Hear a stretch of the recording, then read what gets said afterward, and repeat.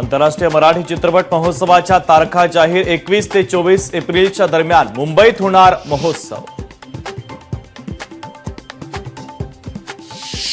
अयोध्येच्या राम मंदिरामध्ये रामनवमी उत्सवाची लगबग। रामनवमीच्या पूर्वसंध्येला आकर्षक विद्युत रोषणाईनं मंदिर उजळलं।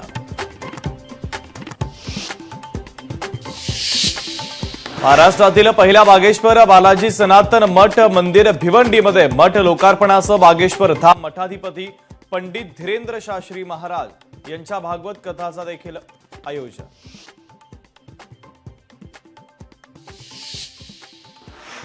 अमरावतीमधील नांदगाव खंडेश्वर तालुक्यामध्ये कांदा उत्पादक शेतकरी पीक विम्याच्या संरक्षणापासून वंचित। तालुका कृषी कार्यालयाला पडला विसर।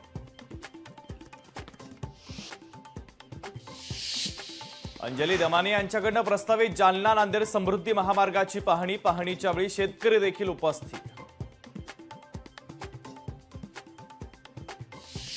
नांदेड पोलीस ऍक्शन मोडमध्ये कोम्बिंग ऑपरेशन अंतर्गत 200 आरोपींच्या घराची झाडाझडती तर 65 धारदार शस्त्रांसह दुचाकी आणि चारचाकी वाहनं देखील करण्यात आली आहे जप्त।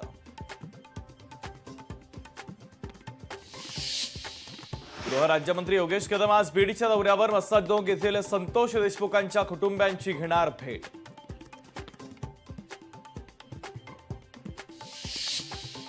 नागपूर जिल्ह्यातील रामटेक गडावर उभारणार रोपवे। मंत्री नितीन गडकरींची घोषणा तर 635 मीटर लांबीचा रोपवे उभारण्याचा महत्त्वाचा निर्णय।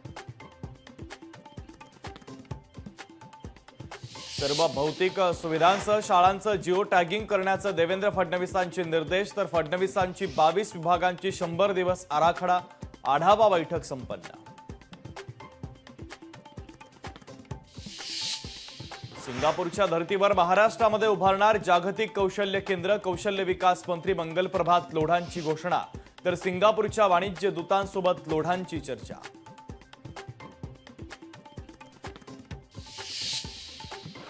गाळ माती मुरुम दगड मिळणार विनामूल्य। मंत्री चंद्रशेखर बावनकुळेंची घोषणा तर घरकुल लाभार्थी आणि शासकीय बांधकामांसाठी मोठा निर्णय।